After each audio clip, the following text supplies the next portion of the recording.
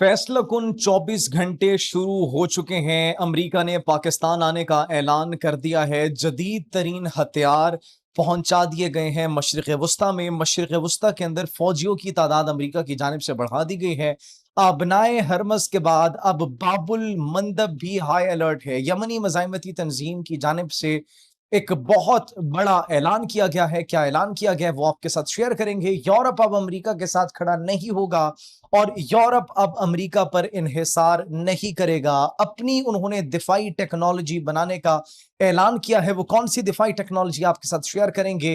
नाज़रीन, जदीद तरीन डिफेंस सिस्टम्स मशरिक़ वस्ता पहुंचा दिए गए हैं और ऐसा लग रहा है कि नाज़रीन ये ईरान और अमेरिका के माबैन मुज़ाकरात अगर नाकाम हुए तो उसके बाद एक बड़े पैमाने पर जंग शुरू होगी, जिसका इंदिया ईरान ने भी दे दिया है। और ईरान ये कह रहा है कि इस मर्तबा अगर जंग बंदी की खिलाफ वर्जी की अमेरिका ने तो फिर ये एक आलमी जंग की सूरत इख्तियार कर लेगी। डोनाल्ड ट्रंप की जानिब से रिसेंट क्या स्टेटमेंट सामने आई है, उन्होंने क्या बयान जारी किया है, इसके साथ साथ उन्होंने क्या ऑप्शंस दिए हैं ईरान को, और ईरान के पास डील करने के अलावा और क्या क्या इस वक्त ऑप्शंस मौजूद हैं। डील नाकाम होती है तो डोनाल्ड ट्रंप क्या करेंगे। बड़ा बयान सामने आ चुका है, वो भी आपके साथ डिस्कस करेंगे। आप सब पर सलामती हो, मैं जवाद यूसुफ हूं और आप सबको इस चैनल में खुश आमदीद कहता हूं। नाज़रीन, सबसे पहले बात करते हैं रीसेंट स्टेटमेंट जो आई है डोनाल्ड ट्रंप की जानिब से।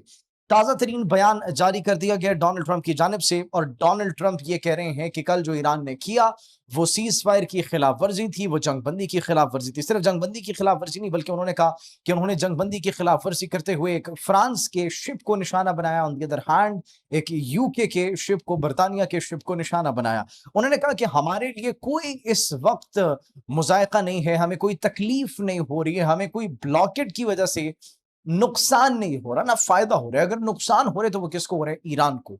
ईरान को एक दिन के अंदर $500 मिलियन का नुकसान हो रहा है ब्लॉकेट की वजह से। ईरान का यह स्टांस है कि इन्होंने जो नाकाबंदी की थी, जब तक ये नाकाबंदी यहां से नहीं हटाते तब तक हम भी यहां से किसी जहाज को गुजरने नहीं देंगे।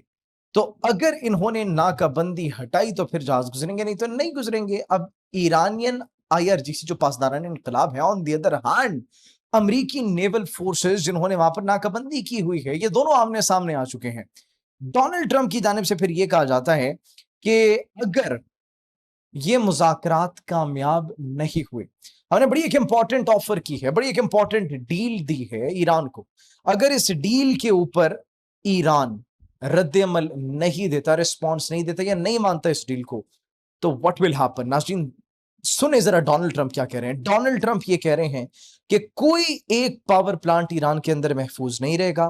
उन्होंने कहा कि मैं अब मजीद नाइस गाय नहीं बन सकता, मैं बहुत अच्छा बन चुका हूं, मैंने बहुत अच्छा बन के देख लिया, मुझे उसका कोई आउटकम नहीं मिला।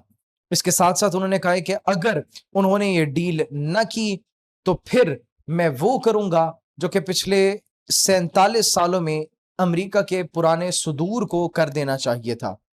मैं ईरान को नहीं छोड़ूंगा, ईरान का एक भी ब्रिज मुझसे नहीं बचेगा, ईरान का एक भी पुल मुझसे नहीं बचेगा, एक भी पावर प्लांट मुझसे नहीं बचेगा। और ये जो किलिंग मशीन ईरान है, अब वक्त आ चुका है कि इसका खात्मा हो। ईरान के हवाले से ये जो रिस्पॉन्सेस दिए हैं, ये तो नाज़रीन हमने आपको बता दिया। इसके साथ डोनाल्ड ट्रंप ने मुज़ाकरात के हवाले से भी खबर दी है। डोनाल्ड ट्रंप ने मुज़ाकरात के हवाले से ये खबर दी है कि पाकिस्तान कल मेरा वफद पहुंचेगा, इस्लामाबाद पहुंचेगा और इस्लामाबाद में मेरा वफद कल शाम को पहुंचेगा और बातचीत की जाएगी। तो यह आखिरी ऑप्शन है ईरान के पास, इसके बाद उनको मजीद ऑप्शंस नहीं मिलेंगे, मजीद ऑप्शंस नहीं दिए जाएंगे। एक तरफ ये सिचुएशन हम देख रहे हैं, ऑन दी अदर हैंड जिस तरीके से हमने आपको बताया कि चीनी सैटेलाइट की जानिब से कुछ तस्वीर शेयर की गई हैं और उन तस्वीर के अंदर देखा जा सकता है कि उर्दन के अंदर, जॉर्डन में अमेरिका ने अपने जदीद तरीन डिफेंस सिस्टम्स को मूव करना शुरू कर दिया है और एक नई लोकेशन के ऊपर अमेरिकी दिफाई निज़ाम की तस्वीर चीनी सैटेलाइट्स ने जारी की हैं और उनकी तस्वीर ईरान तक भी पहुंचा दी गई हैं। ये खबरें मौसूल हो रही हैं।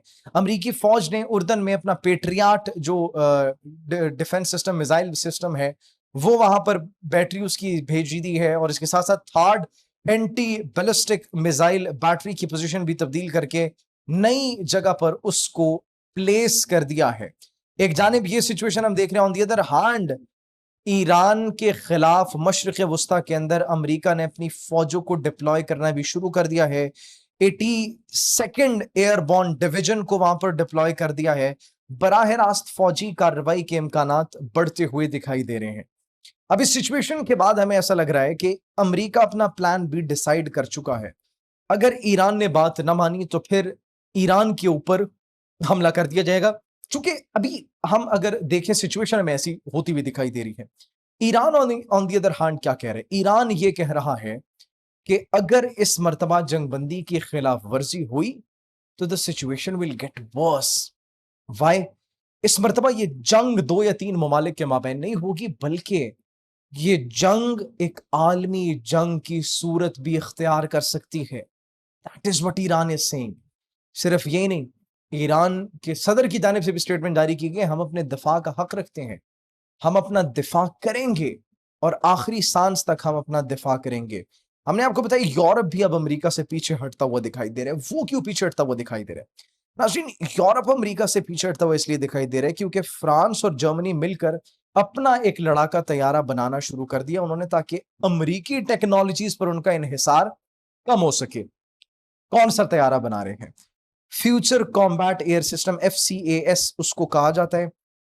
और ये एक्चुअली अपना मकामी तौर पर तैयार करता 100% स्टेल्थ, ड्रोन कंट्रोल और AI टेक्नोलॉजी इस्तेमाल करेगा, और ये सारी उनकी मकामी टेक्नोलॉजी होगी। तो ऐसा तैयारा वो बना रहे हैं जिससे उनका अमेरिकी टेक्नोलॉजीज के ऊपर इन्हिसार कम हो सके। अब इससे एक बात तो वाज़ेह है कि अमेरिका ये जो प्लान बी तैयार कर रहा है उसमें यूरोप अमेरिका के साथ नहीं होगा। मतलब अमेरिका और इजराइल मिलकर एक आखिरी मर्तबा अपनी कुव्वत को इस्तेमाल करना चाहते हैं। लेकिन नाज़रीन, इसका एक और पहलू भी है, और वो दूसरा पहलू ये है कि मुज़ाकरात से पहले ऐसी स्टेटमेंट से अमेरिका अपना दबाव पैदा करना चाहता है, दबाव बढ़ाना चाहता है, अपनी ठाठ बढ़ाना चाहता है। किसके ऊपर? ईरान के ऊपर, कि ईरान डर में, खौफ में आकर कोई डिसीजन ले ले। Iran has made it very clear. ईरानी सदर की जानिब से, फौजी अहदेदारों की जानिब से जो स्टेटमेंट जारी की गई वो हमने आपके साथ शेयर की हैं। लेकिन उसके साथ साथ नाज़रीन, यमनी मज़ाहमती तंजीम की जानिब से भी इस वक्त स्टेटमेंट्स जो मौसूल हो रही हैं। आबनाए हरमस बंद हुआ तो पूरी दुनिया की मईशत को दबोच लिया गया। सोचें अगर बाबुल मंदब बंद होगा तो क्या होगा? अब बाबुल मंदब नाज़रीन, रेड सी के अंदर यमनी मज़ाहमती तंजीम ने बहरी जहाज़ों को निशाना बनाने की धमकी दी है। तो देखें, अगर बाबुल मंदब बंद हो गया तो फिर तो पूरी दुनिया की ट्रेड मुतासिर होगी। फिर ये एक आलमी जंग जो कहा जा रहा है ईरान की जानिब से, अनफॉर्चुनेटली हमें उसी तरफ सिचुएशन जाती हुई दिखाई दे रही है। 24 घंटों से भी कम वक्त रह चुका है। Let's see what happens. Pakistan आएंगे, इस्लामाबाद आएंगे, ऐलान हो चुका है और पाकिस्तान अपना रोल प्ले करने को तैयार है। और जैसी कोई मजीद डेवलपमेंट आती है तब तक आपकी खिदमत में हम हाजिर होते हैं। आप इससे मुताल्लिक क्या सोचते हैं? डील होगी या फिर नहीं, ये जंग मजीद तूल पकड़ेगी?